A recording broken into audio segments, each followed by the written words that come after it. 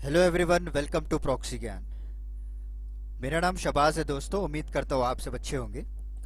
तो आज का हमारा topic related to Indian polity रहेगा, क्योंकि हम जो डिस्कस करने वाले हैं वो इलेक्टोरल बॉन्ड्स के बारे में है, जैसे कि आप स्क्रीन पे देख पा रहे हैं। तो रिसेंटली अगर आपने न्यूज़पेपर में देखा होगा तो सीआईसी ने कई सारे प्रॉब्लम्स को रिवील किया है रिलेटेड टू इलेक्टोरल बॉन्ड्स, क्योंकि इसमें जो ट्रांसपेरेंसी मेंटेन करने के लिए इस बॉन्ड्स को लॉन्च किया गया था, अभी presently it is not serving the public interest and it is also violating the fundamental rights. क्योंकि राइट टू इन्फॉर्मेशन एक्ट के तहत हम ये नहीं जान सकते कि कितना पैसा किन लोगों ने डोनेट किया है पॉलिटिकल पार्टीज़ को। तो सारा इश्यूज़ को हम आज इस वीडियो लेक्चर में डिस्कस करेंगे कि एसबीआई के तरफ से ही इलेक्ट्रल बॉन्ड्स हम खरीद सकते हैं, तो स्टेट बैंक ऑफ इंडिया का क्या कहना है, और कई सारे सेक्शंस को भी हम देखेंगे under RTI, right to information act. तो वेरी इंपॉर्टेंट लेक्चर होने वाला है आपको एग्जाम पॉइंट ऑफ व्यू से, और इलेक्ट्रल बॉन्ड्स क्या है उसके बेसिक्स के बारे में हम जानेंगे। तो चलिए आगे बढ़ते हैं। आगे बढ़ने से पहले एक मैं छोटा सा रिमाइंडर देना चाहता हूँ कि अगर आपको इसी तरह इंपॉर्टेंट लेक्चर्स, इंटरेस्टिंग लेक्चर्स देखना है तो हमारा वेबसाइट है www.proxygyan.com। तो वहाँ पे जाइए, विजिट कीजिए और हमारे पेन ड्राइव और एंड्रॉयड कोर्सेज को एक्सप्लोर कीजिए। आपको कई सारे एंट्रेंस लेवल एग्ज़ाम क्लियर करने में मदद मिल जाएगी, और हमारे एजुकेटर्स आपके सारे बेसिक कॉन्सेप्ट्स को क्लियर कर देंगे, और आपको स्पोकन इंग्लिश कोर्सेज भी वहाँ पे डेवलप किए गए हैं, क्योंकि आप सभी लोग जानते हैं कि spoken English is one of the very important role in our daily life, right. तो चलिए आज का लेक्चर हम कंटिन्यू करते हैं। तो जैसे मैंने आपको पहले स्लाइड में ही बता दिया था कि रिसेंटली सीआईसी, जो सेंट्रल इंफॉर्मेशन कमीशन है, उन्होंने कई सारे ऐसे इनहेरेंट प्रॉब्लम्स को निकाला है related to electoral bond scheme.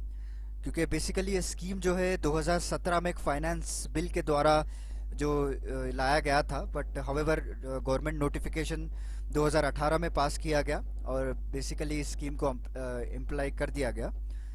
तो इससे क्या होता है, आप इलेक्ट्रल बॉन्ड खरीद के कोई भी अपनी पॉलिटिकल पार्टी को डोनेट कर सकते हैं, राइट। तो इसमें कई सारे ड्रॉबैक्स है, कई सारे ट्रांसपेरेंसी इश्यूज है, अनोमिटी इश्यूज आ रहे हैं, हम आगे चलकर देखेंगे। तो सीआईसी का ये कहना है कि जो आइडेंटिटी है, जो भी डोनार्स हैं, जितने भी डोनार्स जो पॉलिटिकल पार्टीज को दे रहे हैं अपनी फंडिंग, उनकी आइडेंटिटी डिस्क्लोज करना चाहिए एक्चुअली। बट हावेवर ये एसबीआई मना कर रही है कि इनकी आइडेंटिटी डिस्क्लोज करने के लिए, क्योंकि उनके जो ग्राउंड्स है वो अलग है, क्योंकि अंडर सेक्शन 8 क्लॉज 1 के अंदर वो अपना फिड्यूशरी के अंदर ये क्लेम कर रहे हैं कि वो अपनी जो भी डोनार्स की आइडेंटिटी है वो डिस्क्लोज करेंगे नहीं। तो आगे मैं आपको बताऊंगा किन दो ग्राउंड्स पे ये डिनाई कर रहे हैं, और सीआईसी का क्या काउंटर अटैक है, ये आगे हम चर्चा करेंगे। बट ये जो हमारा राइट टू इन्फॉर्मेशन एक्ट 2005 में लाया गया था, सो इट वेरी हमारा राइट है कि हम जो फाइल कर हम जान सकते हैं कि क्या क्या हो रहा है देश में, किस तरह से, not only related to the electoral bonds, we can know anything about any government officers, any government schemes, कि किस तरह से इसको इम्प्लीमेंट किया जा रहा है, कितना फंडिंग हो रही है, क्या क्या ड्रॉबैक्स है, ये सारे चीज़ हम आरटीआई के तहत इंफॉर्मेशन निकाल सकते हैं। तो सीआईसी ने भी कहा है कि जो आप आरटीआई के तहत जो पावर दिया हुआ है पब्लिक को, तो वो वायलेट हो रहा है, क्योंकि इलेक्ट्रल बॉन्ड के जो डोनर्स हैं उसको आप रिवील नहीं कर रहे हो। Even though we file the RTI information for reveal of this donors, but SBI deny कर रही है रिवील करने के लिए। उनके थोड़े अलग ग्राउंड्स हैं। तो चलिए देखते हैं ग्राउंड रियलिटी क्या है, वो जान लेते हैं हम। तो ग्राउंड रियलिटी बेसिकली ये स्कीम जो है, जो बनाया गया था, ये बैंकिंग इंफ्रास्ट्रक्चर को बीच में खड़ा कर दिया है, और एसबीआई, बेसिकली एसबीआई एक ऐसी बैंक है वहाँ पे हम जो इलेक्ट्रल बॉन्ड्स ले सकते हैं।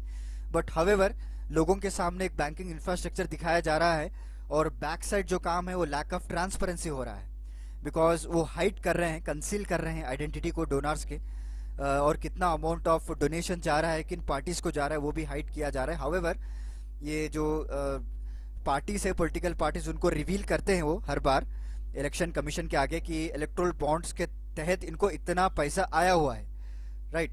They can reveal the amount, और उनको रिवील करना चाहिए। एक रिपोर्ट भी सबमिट करते हैं वो इलेक्शन कमीशन को। ऐसा नहीं है कि ये पूरा लैक ऑफ ट्रांसपेरेंसी है, but however identity of donors को छुपाई जाती है।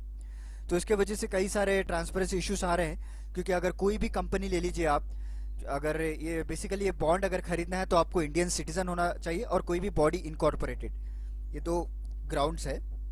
तो कोई भी कंपनी ले लीजिए, tax haven companies, so India का कह के वो कई सारे ब्लैक मनी इनको पहुंचा सकती है इस बॉन्ड की वजह से।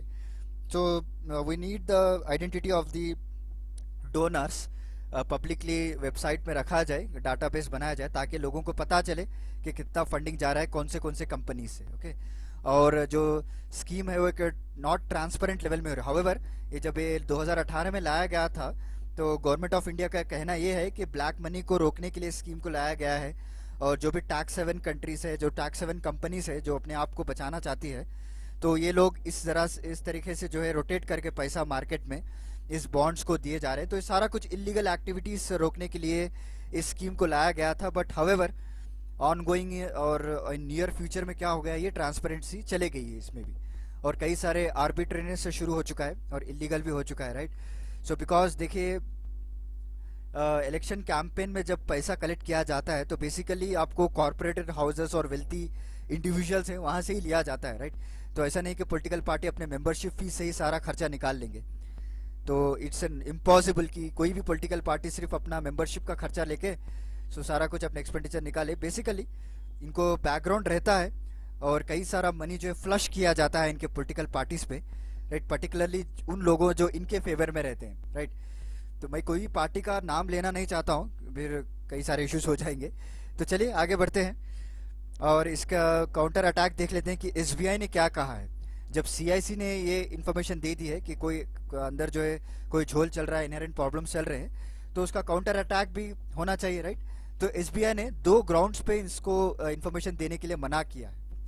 तो 2 grounds actually included in section 8 of RTI act. So section 8 of RTI act ये कहता है कि अगर कोई भी इंफॉर्मेशन ऐसी हो जिसकी फिड्यूशियरी कैपेसिटी किसी और लोगों के पास हो, तो इसका मतलब ये नहीं कि आप रिवील कर दो। अब मैं एक सिंपल एग्जांपल की तरफ आपको समझाता हूँ कि देखिए, आपके पास कितनी अर्निंग्स है, राइट। सपोज आप कोई कॉर्पोरेट कंपनीज पे काम कर रहे हैं, तो मंथली आप कितना कमाते हैं ये मैं जाकर आरटीआई के तहत फाइल नहीं कर सकता, right, because it's comes under your fiduciary, आपकी फिड्यूशियरी कैपेसिटी में है, आपके इंटरेस्ट में है। तो इसी तरह एसबीआई ये ग्राउंड पे क्लेम करता है कि however money, whichever the money and whatever the details of the donors are comes under the fiduciary capacity of SBI, right. तो जैसे मैंने आपको समझाया ना कि आप लोन को कितना इंटरेस्ट बन रहे हो, अगर मैं किसी दोस्त को पूछूं भाई तूने कार लोन लिया है कितना इंटरेस्ट बन रहा है, अगर वो कह दे कि मैं नहीं बताऊंगा और वो कह दे कि कितना लोन लिया है वो भी नहीं बताएगा, तो आप ऐसा नहीं कर सकते कि सीधा आरटीआई में चले गए और एक एप्लीकेशन लिख के डाल दिया इसके खिलाफ, सर ये मुझे लोन बताना रहे और कितना इंटरेस्ट नहीं बता रहा है। ऐसा नहीं कर सकते आप, क्योंकि it comes under the fiduciary capacity, ये क्लियरली मेंशन है under section 8 clause 1 of clause E of RTI act. और दूसरा ग्राउंड ये है कि अगर कोई पब्लिक इंटरेस्ट इन्वॉल्व ना हो तब भी कोई इंफॉर्मेशन रिवील नहीं की जाएगी। सो दिस आर, अगर कोई पब्लिक इंटरेस्ट नहीं है तो क्या फायदा है रिवील करके, राइट। तो इन दोनों ग्राउंड्स पे बेसिस एसबीआई ने डिनाई कर दिया है इंफॉर्मेशन देने को। बट हाउएवर यहाँ पे थोड़ा सा लिटिल सस्पेंस है, मैं आपको बताता हूँ अभी। So basically everybody are seeing at the section 8 clause 1 clause E, but section 8 clause 2 भी मेंशन किया गया है वहाँ पे। तो इसमें यह कहा गया है अगर पब्लिक अथॉरिटी, अगर पब्लिक इंटरेस्ट को अगर आगे चलकर कोई हार्म होने वाला है, राइट, तो कोई चीज़ उनको हार्म कर रही है और ये पैसा जो है गलत जगह में जा रहा है, तो इस वक्त पब्लिक अथॉरिटी दी गई है कि वो इंफॉर्मेशन को एक्सेस कर सकते हैं। तो सीआईसी का ये कहना है कि आप जो ये सेक्शन 8 का इतना क्यों नैरो सेंस निकाल रहे हो, इंटरप्रिटेशन इतना क्यों, थोड़ा लिबरल वे में रखो ताकि जितने भी पब्लिक अथॉरिटीज है वो भी एक्सेस कर पाए इंफॉर्मेशन को। आप क्यों इन 2 ग्राउंड्स पे बेसिस इस इंफॉर्मेशन को हाइड कर रहे हो। सेक्शन 8 क्लॉज 2 को भी देखो, वहाँ पे भी क्लियर मेंशन किया है कि अगर public interest disclosure outweighs the harm, उनको अगर आगे चलकर कोई हार्म यूज हो रहा है पब्लिक इंटरेस्ट को या उनका पैसा गलत जगह लगाया जा रहा है, तो they have the right to know that money, right. So CIC का कहना यह है कि आप सेक्शन 8 क्लॉज 2 को अमल कीजिए rather than you are focusing on section 8 clause 1 clause E. So this are very 2 important section, अगर आपको एग्जाम में पूछे तो आप इसको मेंशन कीजिए, जो पॉइंट्स मैंने मेंशन किया है यहाँ पर और जो एग्जाम्पल से मैंने आपको समझाया है, it will helpful in your exam, right. तो चलिए कुछ जजमेंट्स भी देख लेते हैं। सुप्रीम कोर्ट के जजमेंट भी आए थे। एक People Union for Civil Liberty versus Union of India 2003 में इन्होंने एक जजमेंट दिया था, जो हम कहते हैं ना freedom of speech and expression, article 19 के तहत आता है। तो ये जो इसमें क्लॉज ऐड किया गया है कि फंडामेंटल राइट ऑफ वोटर है, जो भी हम वोटर्स हैं, जो भी वोट करते हैं, तो हमारे पास एक फंडामेंटल राइट रहता है ताकि वो कैंडिडेट्स के जो इन्फॉर्मेशन है हम डिस्क्लोज ना करें, राइट। ये हमारा राइट है। कल के रोज आकर कोई हमें बोले, धमकाएगा नहीं, डराएगा नहीं कि किसने तूने वोट डाला है, राइट, और उसकी आइडेंटिटी बता, because we are having own right, हमारी मर्जी, हम जिसको चाहे वोट डालें। हावेवर इसमें एक क्लॉज और भी ऐड किया गया है अभी, और पिटिशंस भी फाइल किए गए हैं अभी। सुप्रीम कोर्ट का जजमेंट अभी आना बाकी है, तो इसमें ये कहा गया है कि जब ये राइट दे दिया गया है कि आप किसको वोट डाल रहे हो और कौन कंडक्ट कर रहा है इलेक्शंस, आप छुपा सकते हैं, तो ये भी जानना जरूरी है कि कौन से डोनर से कितना पैसा आ रहा है। It will also comes under the interest to voters, right.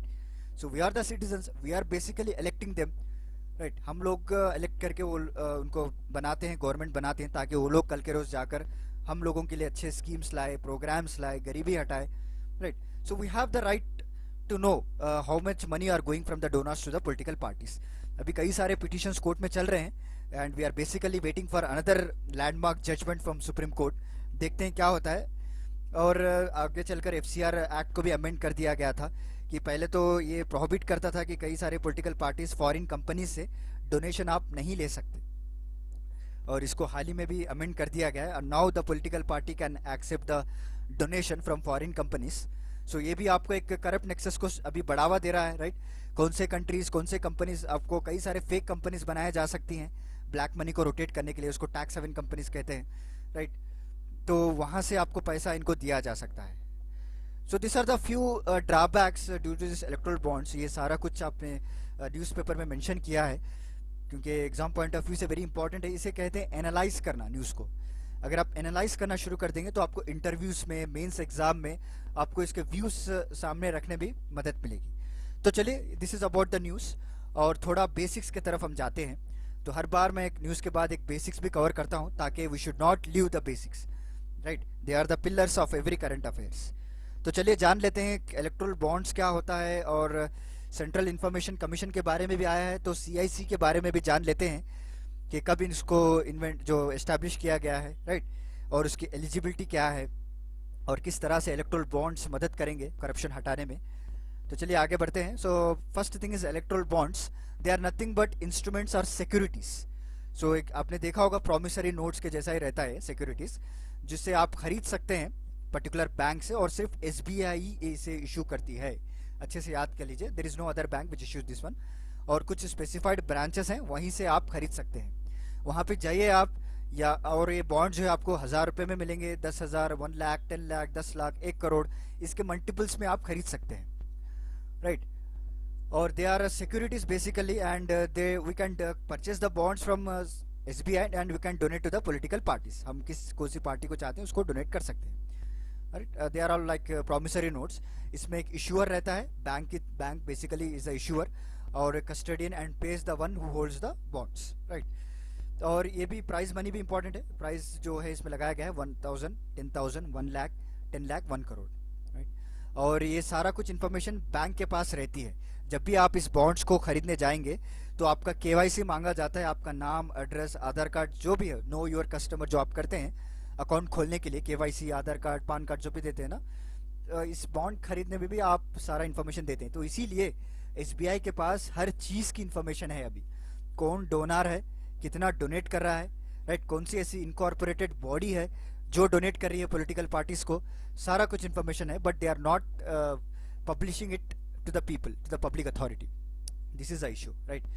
तो और एक क्लॉज भी, एक इम्पॉर्टेंट पॉइंट है इसमें कि ये जो बॉन्ड है, जब भी आप खरीदेंगे पर्टिकुलर पार्टी को आप डोनेट करेंगे, तो within 15 days that party, चाहे वो बीजेपी हो, कांग्रेस हो, जो भी हो, they have to be cash within 15 days. 15 दिन के अंदर उसको फिर वापस कैश करना चाहिए, otherwise it will lapse, right.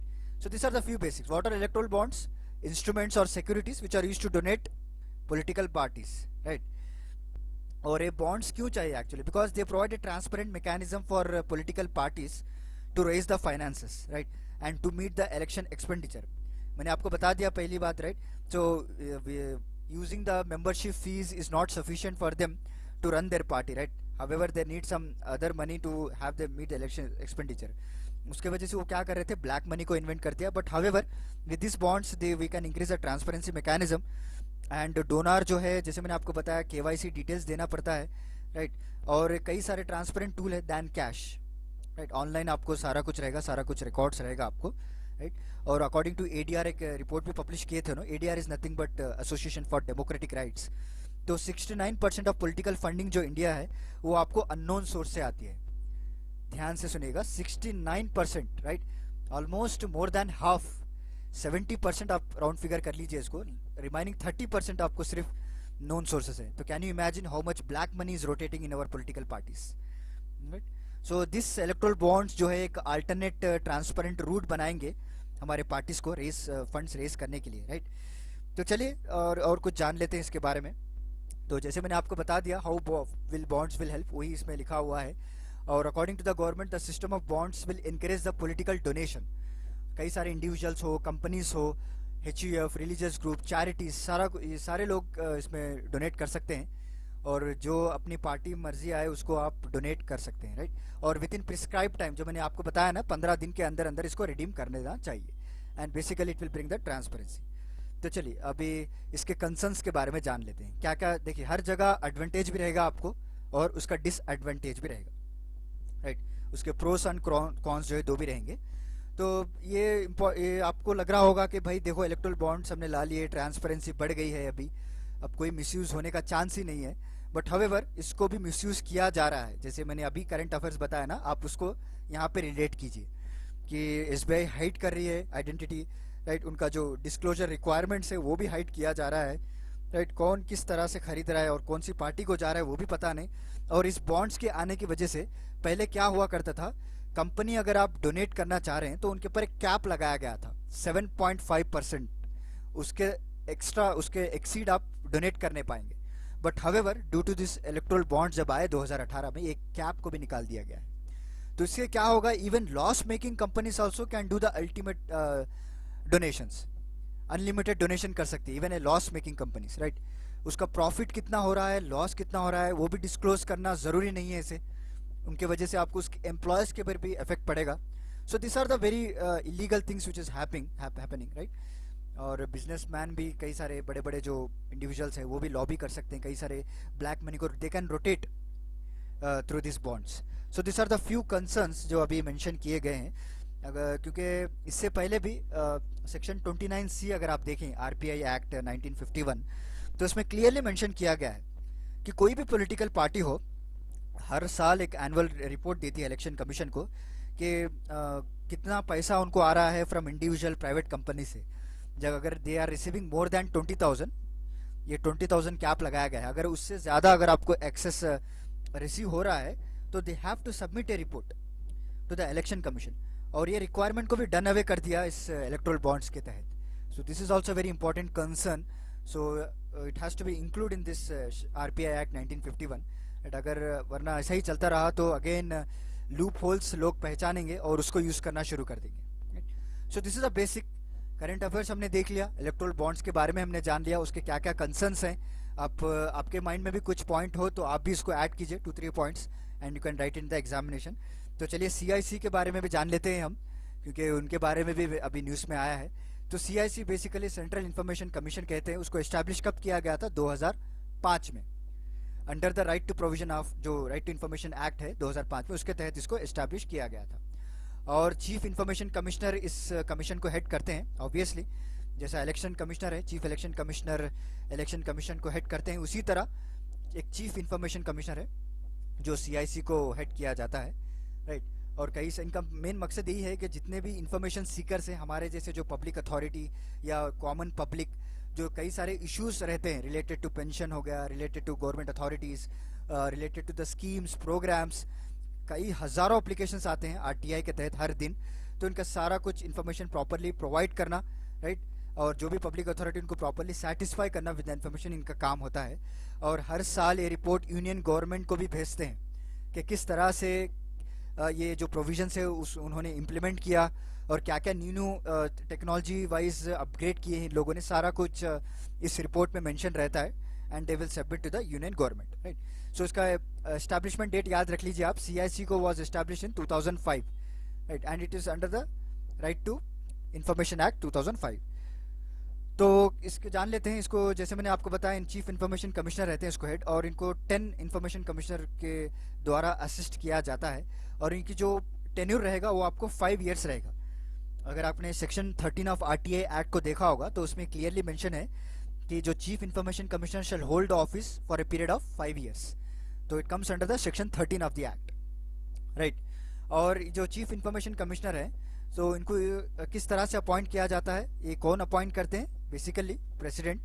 जैसे कि आप इलेक्शन कमिश्नर के जो कमिश्नर है वो प्रेसिडेंट ही अपॉइंट करते हैं, इसी तरह सीआईसी के कमिश्नर को भी प्रेसिडेंट ही अपॉइंट किया जाता है। बट हाउएवर यहाँ पे कमिटी बिठाई जाती है, एक कमिटी मिलके रिकमेंड करती है प्रेसिडेंट को कि इनको आप बनाइए। तो इनमें कौन कौन मेंबर्स रहते हैं? पहली बात obviously the prime minister of present government, the prime minister of India, वो चेयरपर्सन रहते हैं, और leader of opposition in Lok Sabha, जो भी लीडर ऑफ अपोजिशन है लोकसभा में उनको इस मेंबर बनाया जाता है। और एक यूनियन कैबिनेट मिनिस्टर रहते हैं जो प्राइम मिनिस्टर के द्वारा इनको अपॉइंट किया जाता है, whether he is be from defence, whether he is from finance, कोई भी हो सकता है आपको। तो ये तीनों जो मेंबर्स हैं इनके रिकमेंडेशन पे इनको अपॉइंट किया जाता है प्रेसिडेंट के द्वारा। अपॉइंट तो करते हैं प्रेसिडेंट, कंफ्यूज मत होना आप कि अपॉइंटमेंट प्राइम मिनिस्टर के द्वारा किया जाता है। No, appointment is done by president only, but however they are recommended by the prime minister, leader of opposition and union cabinet minister, right। तो चलिए इनकी एलिजिबिलिटी के बारे में भी जान लेते हैं। तो सेक्शन 12 के तहत आरटीआई एक्ट 2005 में इनकी एलिजिबिलिटी के बारे में मेंशन किया गया है। जब भी आप एक कमिश्नर को बनाते हैं तो ही मस्ट बी एमिनेंस, यानी एक्सेलेंट रहना चाहिए in public life, with experience in law, science and technology, social service, journalism, सारा कुछ, governance, mass media. So basically they will appoint the IAS officer only, but however in some cases it will apart from that IAS। और ये जो भी appoint करेंगे, he is not be the member of parliament, right, he is not be the MP, MLA, nothing, and he should not hold any office of profit also। कोई भी ऐसी office of profit या कोई भी ऐसी government authority के अंदर ये हायर पोजीशन में नहीं रहना चाहिए। So these are the 2 eligibility criteria. First, he has to be excellence in management, journalism, mass media, everything, and then he should not hold any office of profit। So this is about the entire lecture, today's lecture। तो उम्मीद करता हूँ आपको एक clear picture हो गया होगा कि किस तरह से मैंने करंट अफेयर्स आपको कवर किए हैं, राइट। उसके बाद इलेक्टोरल बॉन्ड्स के बारे में हमने डिस्कस किया, और उसके सीआईसी के बारे में भी हमने डिस्कस किया। आप भी थोड़ा ब्रेनस्टॉर्मिंग कीजिए कि जो सीआईसी अभी बोल रहा है एसबीआई को कि आप इनके आइडेंटिटी को डिस्क्लोजर कीजिए, क्या करना सही रहेगा या फिर इसी तरह हाइड करने में ही भलाई है? You can also add some points while writing your answer, while writing a way forward, right. और कुछ क्या स्टेप्स ले सकते हैं हम ताकि इसकी ट्रांसपेरेंसी बढ़ा सके, राइट। तो उम्मीद करता हूँ आपको मेरा आज का लेक्चर क्लियरली समझ में आ गया होगा। तो अगर आपको कोई भी डाउट है तो आप दोबारा से इस लेक्चर को देखिए ताकि आपको क्लियर हो जाएगा। तो चलिए फिर मिलता हूँ मैं आपको अगले लेक्चर के साथ कुछ इंटरेस्टिंग टॉपिक के साथ। तब तक के लिए धन्यवाद दोस्तों, थैंक यू।